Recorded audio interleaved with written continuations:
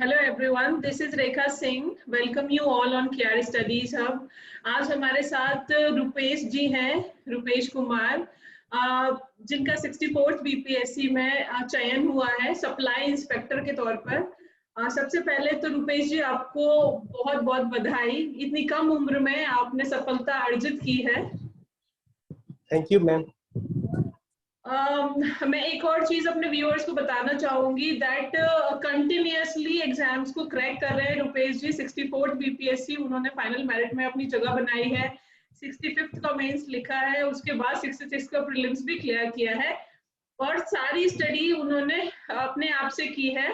तो आज हम उनकी स्ट्रेटेजी केआर स्टडीज हब के माध्यम से शेयर करेंगे अपने व्यूअर्स के साथ।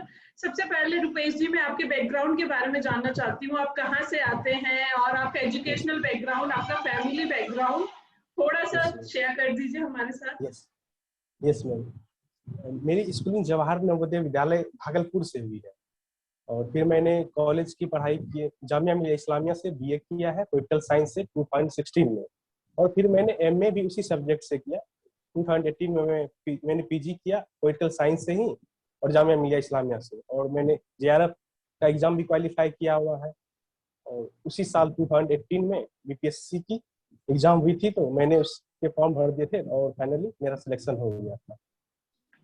अच्छा, बहुत कम उम्र में 21 साल की उम्र में रुपेश जी को ये सफलता हासिल हुई। उन्होंने जो फॉर्म फिल किया था, he was only 21 years old और 64th बीपीएससी में उनका पहला प्रयास था। तो आपकी फैमिली का क्या रिएक्शन था जब रिजल्ट आया था?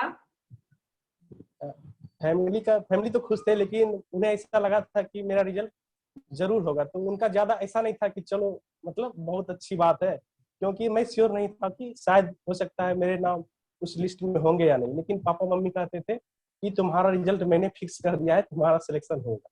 तो उन लोगों के लिए ज्यादा आश्चर्य नहीं था, आश्चर्य मेरे लिए था, क्योंकि मुझे खुद पे ज्यादा भरोसा नहीं रहता।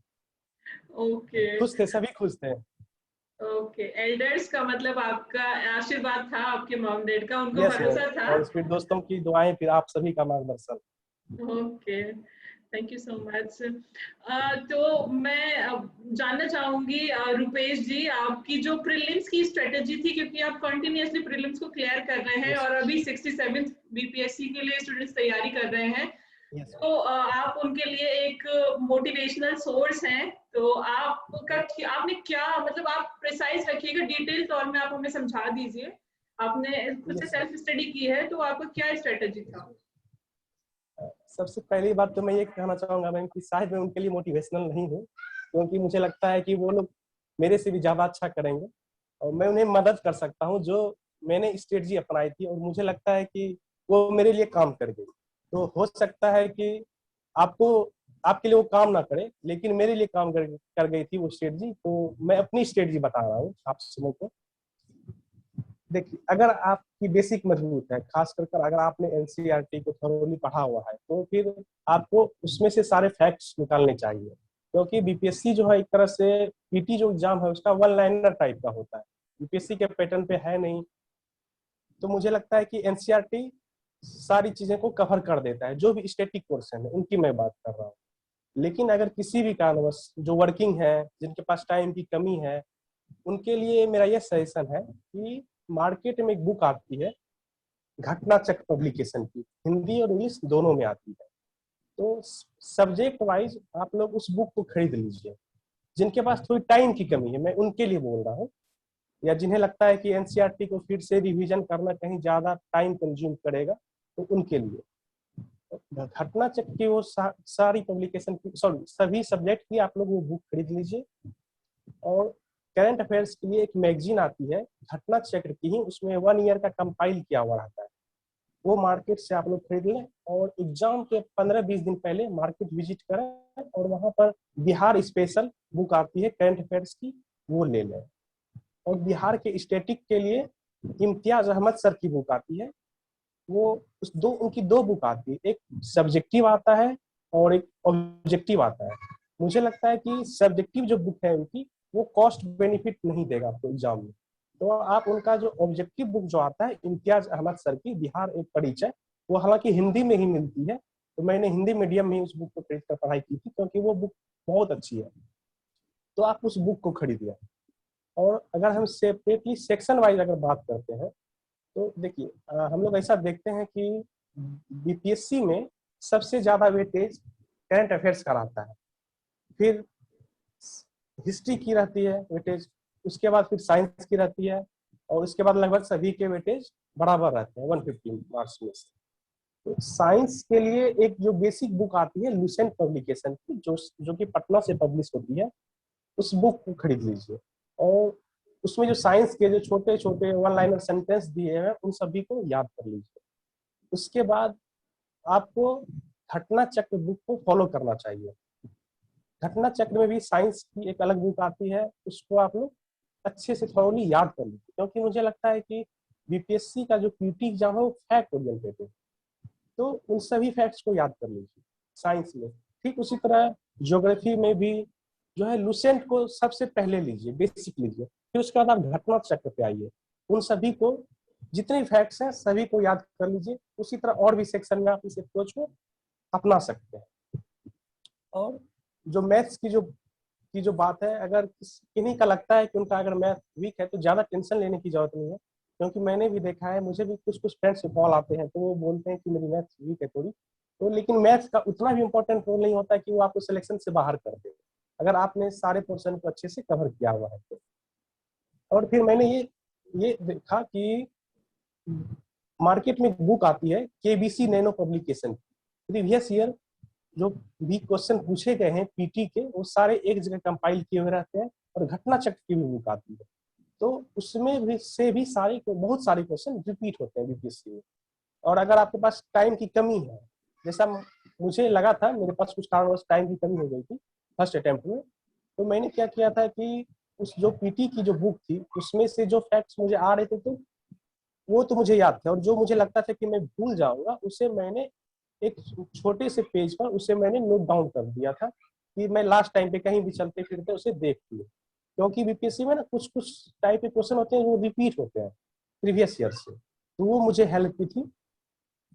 और इम्तियाज अहमद सर की बुक जो है, बिहार स्पेशल में बात कर रहा हूँ, इम्तियाज अहमद सर की जो स्टेटिक जो पोर्शन वाली बुक है वो थोड़ी मोटी है, बल्कि है थोड़ी सी, लेकिन स्टूडेंट सोचते हैं कि वो क्यों पढ़े, लेकिन मुझे लगता है कि उसमें तो एक इरर नहीं रहता दिया हुआ, और वो जो है पूरी तरह से बीपीएससी एग्जाम ओरिएंटेटेड ही रहती है, तो वो बहुत ही आपको हेल्प करेगी। और ना वो बुक बहुत पहले भी खरीदने से ज्यादा फायदा नहीं होगा, क्योंकि एग्जाम के 2-3 मंथ पहले बुक अपडेटेड वर्जन में आती है, तो वो ज्यादा आपको लेटेस्ट अपडेट डाटा के साथ वो आपको दिया रहेगा। उस बुक की एक लिमिटेशन ये है कि उसमें बहुत सारे डाटा दिए रहते हैं अननेसेसरी, जो कि हमें जरूरत नहीं है, तो खुद से ही आप यह उसको सोच कर अलग कर सकते हैं कि हमें कौन सी इसमें से पढ़नी है कौन सी नहीं पढ़नी है। तो ओवरऑल वो बुक बहुत अच्छी है। और करंट अफेयर्स के लिए मुझे लगता है कि कोई भी आप 2 मैगजीन लीजिए। एक घटना चक्र की मैगजीन आती है, वो ईयर कंपाइल किया हुआ, वो हालांकि हिंदी में ही आती है, लेकिन उसके कंटेंट बहुत अच्छे रहते हैं, तो मैंने हिंदी, क्योंकि मुझे हिंदी भी बहुत अच्छे से आती है, तो मैंने उस बुक को भी पढ़ा था। और एक और पब्लिकेशन की आती है दृष्टि पब्लिकेशन, वो जो दृष्टि आईएएस जो है, मैं उसकी बात नहीं कर रहा हूँ, दृष्टि एक पब्लिकेशन की बुक है, वो पतली सी आती है, 60-70 पेजों की, वो भी हिंदी में आती है, तो आप उससे भी रेफर कर सकते हैं।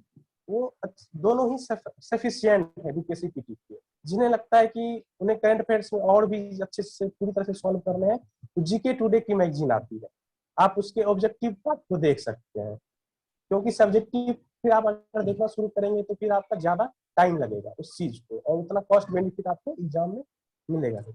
और मैंने एक चीज ये देखा है कि मुझे भी बीपीएससी में बहुत सारे क्वेश्चन नहीं आते हैं, बहुत सारे क्वेश्चन, तो मैंने इलिमिनेशन मेथड को यूज किया है बहुत सारे क्वेश्चन में, और ये काम भी कर जाता है। आप खुद से अपना इंटेलिजेंट गेसिंग कर सकते हैं उसमें इलिमिनेशन मेथड में लगाकर।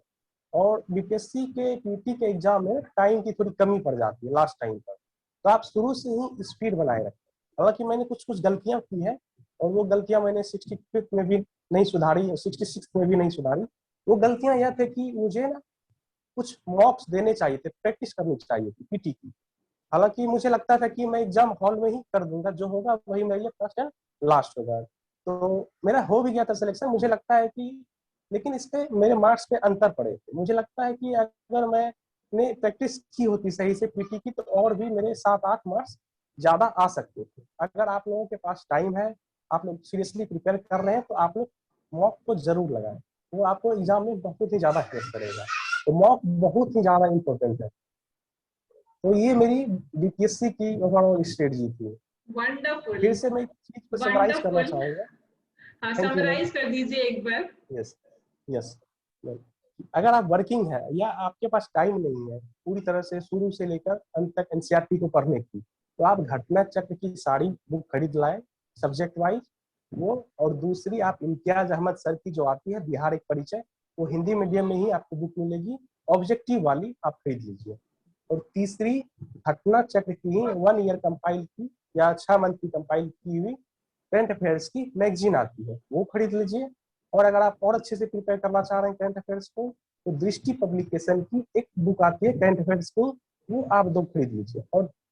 और अंत में बीपीएससी एग्जाम के 15-20 दिन पहले आप मार्केट जाकर, या 20-25 दिन, जब जो आपको टाइम सूट करता हो, आप जाकर एक अच्छी सी बिहार स्पेशल करंट अफेयर्स आप मैगजीन खरीद लीजिए।